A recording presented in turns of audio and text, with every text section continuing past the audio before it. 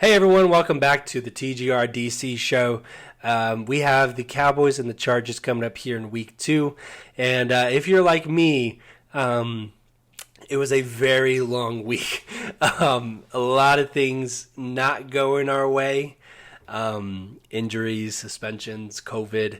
I always say this, that to be a good football team, you obviously need talent, you need good coaching, you need balance.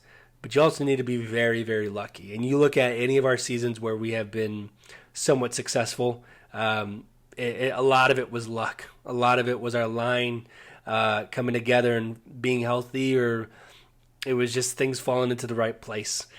So at this moment, I think it's a bad sign. I think it's a bad sign. And hopefully, I think this will really tell us what kind of team we have here. The Cowboys obviously invested a lot into depth in the draft, and they are doubly down on it without signing anybody. I think if we do lose this game, you'll probably see a lot more urgency. Maybe we might sign someone.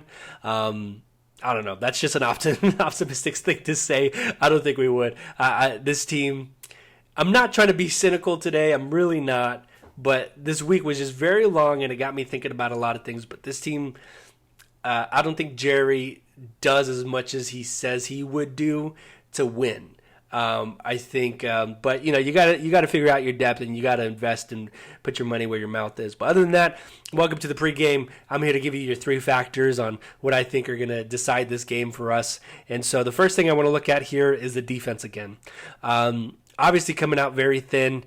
Thinner than last time, against a very good quarterback, one that can really throw.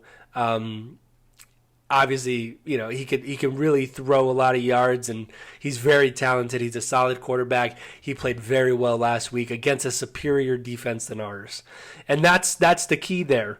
Washington's a better defense up front. And in the secondary, and Justin Herbert was able to play exceptionally well and get a win. What happens when you take that same exact player and put him against a very thin defensive line and a not as so good secondary? You're gonna have a defense that's gonna struggle a lot. But what I'm particularly looking at is seeing if our coach can compensate for that. We have so much depth at our linebacker position, not just depth, but actual good depth. You have Keanu Neal, you have Leighton Vander Esch, you have Jalen Smith, Micah Parsons. This is where you have to really get creative, and luckily, this is early on in the season. So if we lose this game, I'm not as concerned, and I'll get to that later on. But if we are creative with our blitzes and bring Micah and bring Jalen, I think we really have a shot at this game and generating enough pressure on that offensive line. It's our only shot, but I do hope they play it, because if we just let our guys, the depth that we have, if we just let them go, I really don't have enough belief in them that they're going to be able to shake Herbert better than what Washington did last week, because Washington has more talent on that upfront line than we do. And I think we're just not going to generate enough pressure, and I think they're probably going to take over the game, not just with passing the ball. I think Eckler's probably going to have a really good game against this defensive line, and we're going to have a lot of questions after this. My second thing is, can we establish the run? This is probably what gets me frustrated the most, is we don't know what our identity is. You look at any successful team that we have had as an organization, we knew exactly what kind of team we were going to be. Look at 2014. We knew we had an offensive line. We knew we were going to run behind it. And that's how we were able to do so much well. And when we didn't have that, we had a good quarterback to resort back to throw the ball, and that was Tony Romo. This year, what is our identity? Where's Zeke in the play of all of this? And what are Kellen and Moore and Mike McCarthy doing? I'll tell you what, Mike McCarthy lied in his press conference when he was hired as a head coach for the Dallas Cowboys, where he said Zeke's going to get the ball. He has not gotten the ball, and you can't blame it on the fact that there was a lot of injuries last year. It's just he's not in a system where he's going to excel anymore.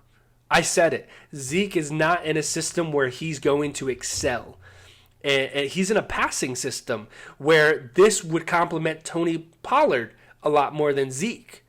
a lot more to say about that, but if tensions rise after this game, I'll get more into that. And I probably should have made a video midweek addressing that whole situation about what I think about Ezekiel Elliott and Tony Pollard in this offense. But I could tell you how we win this game. You're going to win this game by running the ball, establishing it with Zeke, and controlling the clock, and that can really benefit your defense by not being on a field with Justin Herbert, Rookie of the Year. That's how you're going to win this ball game. Now, do I believe that Kellen Moore and Mike McCarthy can stay consistent with the run and will put the scheme ahead of us and do their best to put Zeke in a successful position where he's going to run? I don't believe that at all for a second. I think Dak's going to probably throw over 400-plus yards. I think he's probably going to get up to the 40, 50-yard range. It might just very well maybe a fun game with the shootout with Justin Herbert and Dak Prescott, both former Rookie of the Years, going at it.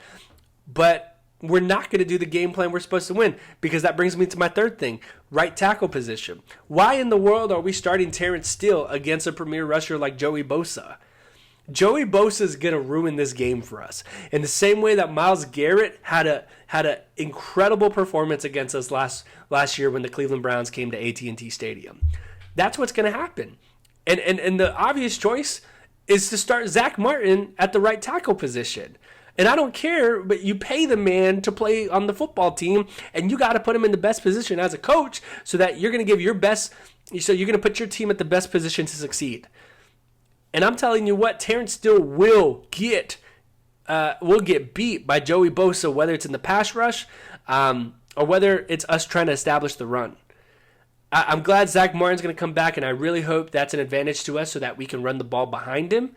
But Joey Bosa is really going to disrupt our game. And there's just so many.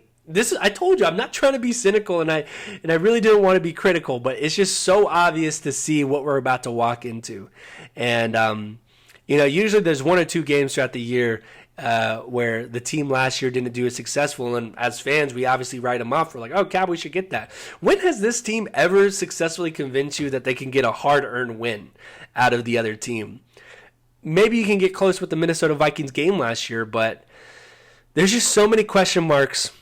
And at least with Andy Dalton, you know exactly what to expect, and because that limits you. But when you throw Dak Prescott, it's like our coaches don't know how to coach around that. They don't know how to actually. Dak throws amazing out of the play action, but for play action to be effective, you got to run the ball and you got to establish it. And if we can't do that, we're not going to win this game. So anyways, my prediction is the Chargers win 34-24 and the Cowboys drop to 0-2. But that's not a huge concern because I've said it before, but we're a division team. If we can win our division and sweep 8 games out of the year, that's going to guarantee us a playoff spot. And hopefully these losses can pile up where we can learn something from them. But I will say this to kind of leave you on a good note, because this has been a very cynical and critical video. I'll say this. The Cowboys are great at adjusting now, I think. Obviously, the run wasn't working against Tampa, and they said, hey, we got to throw the ball.